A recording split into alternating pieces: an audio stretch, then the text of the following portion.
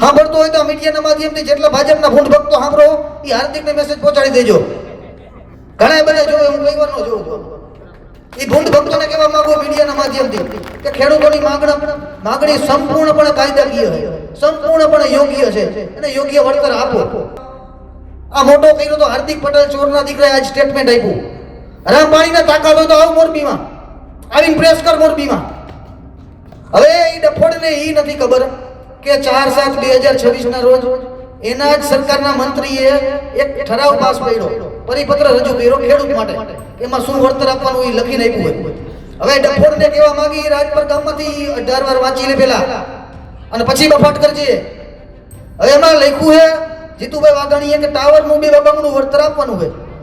અને આજે press conference એટલે ડિબેટમાં બોલતો હતો કે ખેડૂતોને 400% માંગણી સ્વીકારી લીધી છે. આવતો રે તું હાલ આ રાજપર ગામમાં હવા સુધી અમે બે રાહ જોઈ. 400% આપ્યું હોય તો અહીંયા જ અમારે આંદોલન બંધ કરી દેવું હોય. તો અત્યારે ગુજરાતના ખેડૂતોની કન્ડિશન આવી છે કે ખાનગી કંપની સરકારને દલાલી કરવા માટે મધ્યસ્થી કરાવે છે અને એના ભાવે જમીન લઈ જાય. ખાલી દસ્તાવેજમાં નામ જ રાખે છે, બાકી બધાય હક અધિકાર બધાય કંપનીના હોય. નીચે તમે રહેવા માટે મજૂરની ઓયડી નો બનાવી શકો. ભાજપના ધારાસભ્યોને કહીએ કે આ જમીન તમે વેચાતી લઈ જાઓ. માળિયામાં ઘણી જમીનો લીધી છે, નવા રોડ પડ્યા ત્યારે તો લઈ જાવ ને આ જમીન.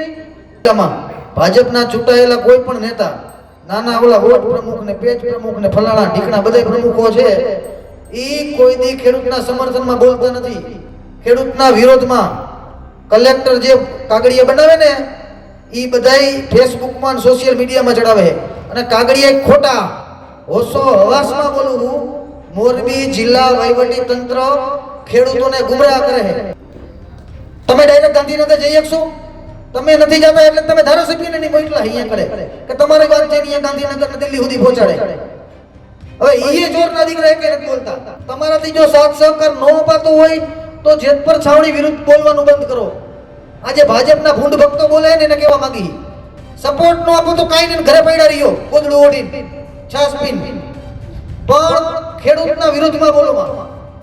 તમારી પાસેથી સહકારની 1% અપેક્ષા નથી કે ભાજપ પર પાસેથી. અમારામાં તાકાત છે.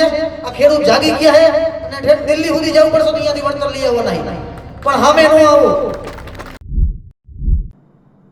મોરબીના જેતપર છાવણીના ખેડૂતો અથવા ખેડૂત આગેવાનો ગામે ગામ ફરીને લોકોમાં જાગૃતિ ફેલાવી રહ્યા છે અને માંગ કરી રહ્યા છે કે સરકારે જે 2 ગણાનું પરિપત્ર કર્યો છે ને 4 ગણા કરે, કારણ કે 2 ગણાનું પરિપત્ર ખેડૂતોને નુકસાન કરતા છે. પણ આ જ દરમિયાન હાર્દિક પટેલ ક્યાંક બફાટ કર્યું હશે કે જે પણ કીધું હોય અથવા તેમની પાસે જ્ઞાન નહીં હોય કે તેમણે કહી દીધું કે 4 ગણા માંગ જે સ્વીકારી લેવામાં આવી છે તેને લઈને હવે ખેડૂત આગેવાનો ભડક્યા છે. જેતપર સત્યાગ્રહ છાવણીના જે પ્રવક્તા છે પ્રતિકભાઈ એ નારાજ થયા છે. તેમણે ખૂબ આકરા પ્રહાર હાર્દિક પટેલ ઉપર કર્યા છે. તેમને ડફોડ શબ્દ, ચોરના દીકરાને ખબર નહીં શું, કારણ કે નારાજી ખૂબ વ્યાપક છે. તેમણે કીધું કે હાર્દિક પટેલને તે લોકોએ જ મોટા કર્યા છે અને આજે તેઓ તેમની સામે પડ્યા છે. નમસ્કાર, હું છું ચિંતામણી પુત્ર અનિલ પટેલ. સ્વાગત છે આપનું અમારા કાર્યક્રમમાં. જે ખેડૂત આગેવાન છે તેણે સ્પષ્ટપણે એ વાત કહી છે કે જો ખબર ન પડતી હોય તો ન બોલવું જોઈએ, કારણ કે આ ખેડૂતોની પીડા છે અને ખેડૂતો એમને એમ આંદોલન નથી કરી રહ્યા. તેમણે ભારતીય જનતા પાર્ટીના જે સમર્થકો છે તેમને ભૂંડ ભક્તો અને જે મોરબી કલેક્ટર છે તે ખેડૂતોને ગુમરાહ કરી રહ્યા છે તેવા આક્ષેપો પણ લગાવ્યા. આવો સાંભળીએ કઈ રીતે ખેડૂત આગેવાન અને છાવણીના જે આગેવાનો છે તે શું કહી રહ્યા છે હાર્દિક પટેલને, ભાજપને, ભાજપના નેતાઓને, ધારાસભ્યોને અને કલેક્ટરને, પ્રશાસનને.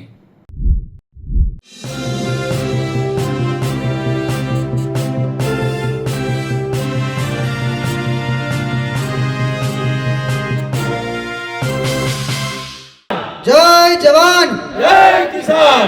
છેલ્લે નથી સંભળાતું, અવાજ વધારો ભાઈ. ઓલો હોટે નથી સંભળાતું. જય જવાન જય કિસાન. સૌ પ્રથમ તો અહીંયા પધારેલ બહેનો, ભાઈઓ અને વડીલોનો ખૂબ ખૂબ આભાર કે જેતપર ગામને છેલ્લા 3 મહિનાથી આ સાથ સહકાર આપો. હવે આજે અમે શેના માટે અહીંયા આવ્યા એ તમને જાણ કરી કે વીજ લાઈન ખેડૂતના ખેતરમાં નાખવામાં આવે છે પરવાનગી વગર, મંજૂરી વગર. ખેડૂત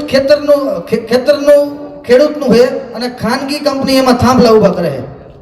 કોઈ જાતની પરમિશન નથી, પરવાનગી નથી. આજ આ નવો કલર કરેલું મકાન મારા ભાવથી જોતું હોય તો આપે કે ન આપે? ન આપે. તો અત્યારે ગુજરાતના ખેડૂતોની કન્ડિશન આવી છે કે ખાનગી કંપની સરકારને દલાલી કરવા માટે મધ્યસ્થી કરાવે છે અને એના ભાવે જમીન લઈ જાય છે. ખાલી દસ્તાવેજમાં નામ જ રાખે છે, બાકી બધાય હક અધિકાર બધાય કંપનીના હોય. નીચે તમે રહેવા માટે મજૂરની ઓયડી ન બનાવી શકો, એમાં તમારે ગાયોને રાખવા માટે ગૌશાળા ન બનાવી શકો, તમારા પાકને ભરવા માટે તમે ગોડાઉન ન બનાવી શકો, કોઈ મોટા બાગાયતી પાક ન વાવી શકો. તો પછી એ જમીન આપણે રાખીને કામ શું છે? ભાજપના ધારાસભ્યોને કહીએ કે આ જમીન તમે વેચાતી લઈ જાઓ. માળિયામાં ઘણી જમીનો લીધી છે, આ નવા રોડ પડ્યા ત્યારે તો લઈ જાવ ને આ જમીન નહીં. અને બીજી વાત કે આપણે સંપૂર્ણ કાયદાકીય રીતે વળતર માંગી છીએ. કાયદાની ઉપરવટ એક ટકોય નથી માંગતા. પાછળ સંભળાય અવાજ આવે છે? આવે હે ને?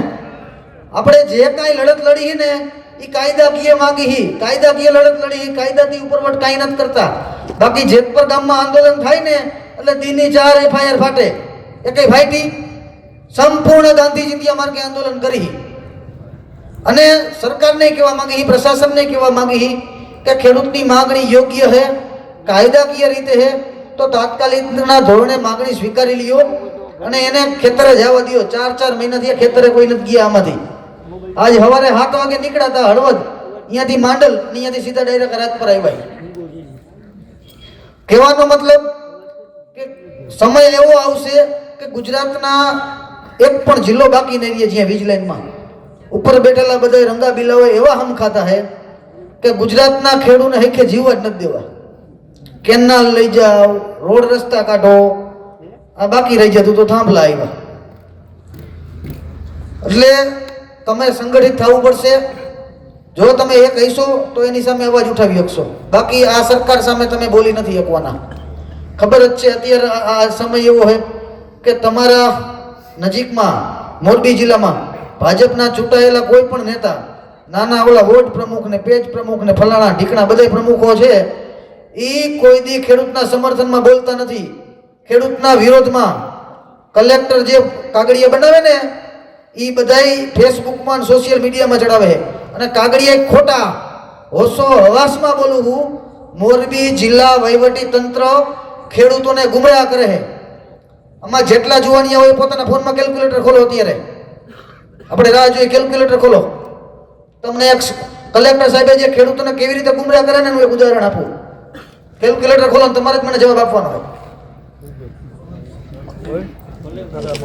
છેલ્લા 3-4 દિવસ થયા તમારી જમીનનો ભાવ નક્કી કરવા માટે એક કમિટી રચી છે.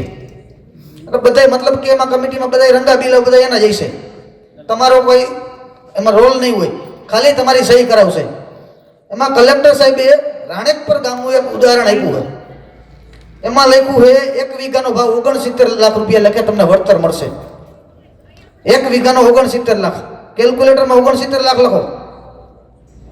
હવે એને ભાંગવાના છે ચોરસ મીટરમાં. 1 વીઘાના ચોરસ મીટર 1618 થાય. 1 વીઘાના 1618 ચોરસ મીટર થાય. એને ભાંગા 1618 કરો. 4269 આવ્યા ને, 4264. તો રાજપર ગામમાંથી મોરબી કલેક્ટર સાહેબને પૂછવા માંગી કે રાણેકપર ગામના ખેડૂતની એમઆરસી કમિટીનો ભાવ 4264 રૂપિયા તમે કર્યો હે કે 2250 રૂપિયા કર્યો હે? 2250 રૂપિયા ભાવ નક્કી કર્યો હે. ખેડૂતોને ગુમરાહ કરવા માટે સોશિયલ મીડિયામાં કલેક્ટરની ઓફિશિયલ વેબસાઇટ ઉપર એને આંકડો મૂક્યો છે કે 69 લાખ રૂપિયા આપશું. તોય ભડનો દીકરો ભાજપમાંથી ચૂંટાયેલો એક પણ નેતા એની સામે બોલવા તૈયાર નથી. આ કેટલી ગુલામી, આ કેટલી તાનાશાહી. હવે તમે ચૂંટેલા તમારા નેતાને તમે ન પૂછી શકો તો કોણ પૂછે? તમે ડાયરેક્ટ ગાંધીનગર જઈ શકશો? તમે નથી જતા એટલે તમે ધારાસભ્યને નહીં મોકલા અહીંયા કરે કે તમારી વાત જઈને અહીંયા ગાંધીનગર ને દિલ્હી સુધી પહોંચાડે. હવે ઈ ચોરના દીકરા કઈ નથી બોલતા.